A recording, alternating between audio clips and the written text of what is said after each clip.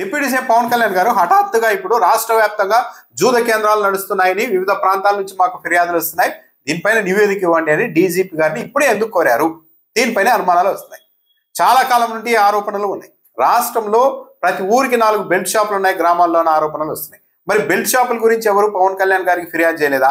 అసలు బెల్ట్ షాపుల మీద, నకిలీ మద్యం మీద ఇంత చర్చ నడిస్తే దాని మీద కనీసం తన అభిప్రాయం ఏంటో కూడా పవన్ కళ్యాణ్ గారు చెప్పడం లేదు. కానీ ఇప్పుడు మాత్రం జూద కేంద్రాలు నడుస్తున్నాయి, రిపోర్ట్ ఇవ్వండి అంటూ ఈ ప్రకటన ఇప్పుడే ఎందుకు చేశారు అన్న దానిపైన ఒక చర్చ నడుస్తుంది. పవన్ కళ్యాణ్ గారు ఒక విధమైన ఇబ్బందికరమైన పరిస్థితి అయితే ఎదుర్కొంటున్నారు రాజకీయంగా. అదేంటంటే మొన్నటి ఎన్నికల్లో ఒక వర్గం బాగా ప్రధానంగా పవన్ కళ్యాణ్ వైపు నిలబడింది. ఆయన ఏం చెప్తే అది చేశారు ఎన్నికల్లో. ఎస్, పవన్ కళ్యాణ్ భాగస్వామిగా ఉంటారు, మనకు కూడా గౌరవం ఉంటుంది అనుకున్నారు. కానీ ఇప్పుడు ఆ వర్గం మొత్తం డిటాచ్ అయ్యే పరిస్థితుల్లోనికి వచ్చేసింది. కొద్ది రోజులుగా జరుగుతున్న పరిణామాలు చూస్తూ ఉంటే ఆ సామాజిక వర్గం కావచ్చు, జనసేన పార్టీని నమ్మి పనిచేసిన కార్యకర్తలు కావచ్చు, వాళ్ళందరూ కూడా ఒక కంక్లూజన్కి వచ్చేసారు. పవన్ కళ్యాణ్ గారు కేవలం తన వరకు మాత్రమే చూసుకుంటారు, తనకు ఏదైనా ఇబ్బంది వస్తే మాత్రమే చాలా తీవ్రంగా స్పందిస్తారు, మిగిలిన కార్యకర్తలు, నాయకులు, ఇన్ఛార్జీలు, చివరకు ఎమ్మెల్యేలకు అవమానాలు జరిగినా ఆయన పట్టించుకోరు అన్న ఒక కంక్లూజన్కి వచ్చేసారు. అట్ ది సేమ్ టైం 15 ఏళ్ల పాటు మనం ఉండాల్సిందే కూటమితో అని చెప్పడం కూడా వీళ్ళలో మరింత అంతర్గతంగా కోపాన్ని తెస్తుంది. ఎందుకంటే ఒకవైపు 15 ఏళ్ల పాటు కూటమిలో ఉండాలి అన్నప్పుడు, కూటమిలో కొనసాగాలి అన్నప్పుడు జనసేన పార్టీ కార్యకర్తలు, నాయకుల ఆత్మగౌరవం, వాళ్ళకి సంబంధించిన ఇబ్బందుల్ని కూడా అడ్రస్ చేయాలి కదా. పవన్ కళ్యాణ్ గారు మాత్రం ఆ పని చేయడం లేదు. పైగా శ్రీకాళహస్తిలో మహిళకు సంబంధించిన ఇన్ఛార్జికి సంబంధించి తెలుగుదేశం పార్టీ ప్రజాప్రతినిధి ఆ డ్రైవర్ని లోపరుచుకొని ఆమెకు సంబంధించి ప్రైవేట్ వీడియోని కూడా తీసుకునే వరకు వెళ్ళి అది హత్య వరకు వెళ్తే కనీసం స్పందించలేదు పవన్ కళ్యాణ్ గారు. ఇలా ఎలా చేశారండి మీ నాయకుడు అని కనీసం చంద్రబాబు నాయుడు గారి దృష్టికి కూడా ఈ విషయాన్ని తీసుకెళ్లలేదు. దీని తర్వాత పూర్తిగా ఒక కంక్లూజన్కి వచ్చేసారు. జనసేన పార్టీ మద్దతుదారులు కావచ్చు, ప్రధానంగా అండగా నిలిచిన ఒక సామాజిక వర్గం వారు కావచ్చు, పవన్ కళ్యాణ్ గారికి ఎలాంటి సెంటిమెంట్లు లేవు, ఆయన వరకు మాత్రమే ఉన్నారు. ప్రాణం మీదకి వచ్చినా సరే, మహిళల విషయంలో జరగకూడని అవమానం జరిగినా సరే కనీసం స్పందించే స్థితిలో మనకు లేరు అన్నది ఒక కంక్లూజన్కి వచ్చారు.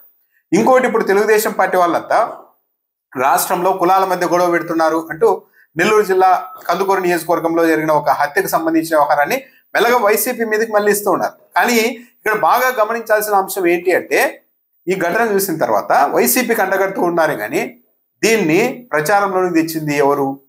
వారం రోజులుగా దీని మీద డిబేట్లు పెట్టి పెద్ద ఎత్తున కథనాలు ప్రసారం చేస్తున్నది ఎవరు? స్పందిస్తున్న సంఘం నాయకులు ఎవరు?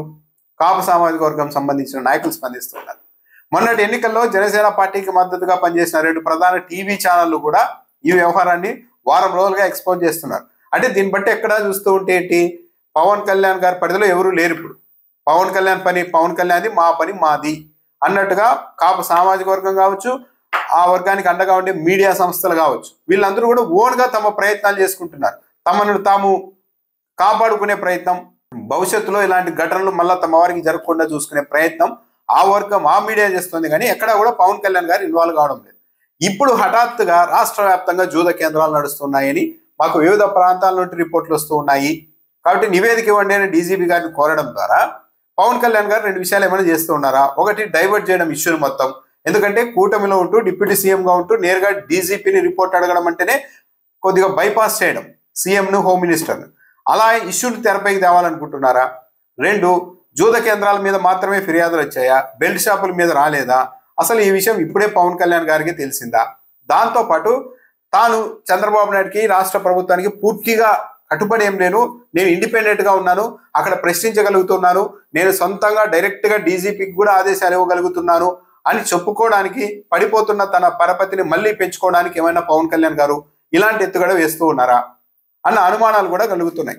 ఓవరాల్గా పిక్చర్ చూస్తూ ఉంటే వచ్చే ఎన్నికల నాటికి పవన్ కళ్యాణ్ గారి తీరు ఇలాగే ఉంటే, తన పార్టీ కార్యకర్తలకు, నాయకులకు, తనకు మద్దతుగా నిలిచిన సామాజిక వర్గం విషయంలో ఇలాగే నోరెత్తకుండా ఉంటే వచ్చే ఎన్నికల నాటికి కూటమిలో పవన్ కళ్యాణ్ ఉండవచ్చేమో, కానీ కూటమికి, చంద్రబాబు నాయుడు గారికి కేవలం పవన్ కళ్యాణ్ గారు మాత్రమే మిగిలే అవకాశం ఉంటుంది.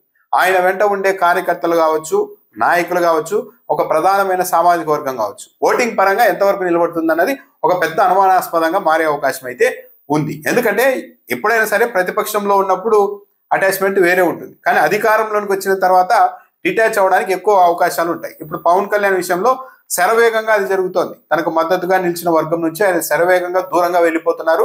వాళ్ళు కూడా దూరంగా వెళ్ళిపోతూ ఉన్నారు.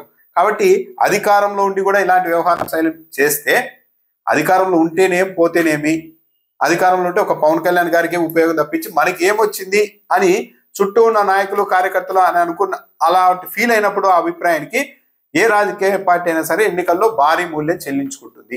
ఇప్పుడు జనసేన పవన్ కళ్యాణ్ కూడా ఆ దిశగానే వెళ్తున్నారు అన్నది అర్థమవుతుంది.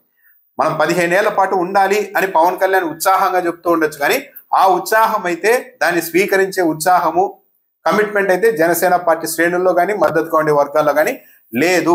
పదే పదే పవన్ కళ్యాణ్ మన 15 ఏళ్ల పాటు టీడీపీతో ఉండాలని చెప్తున్న మాటని వాళ్ళు అవమానంగా ఫీల్ అయ్యే పరిస్థితులు కూడా ఏర్పడుతున్నాయి.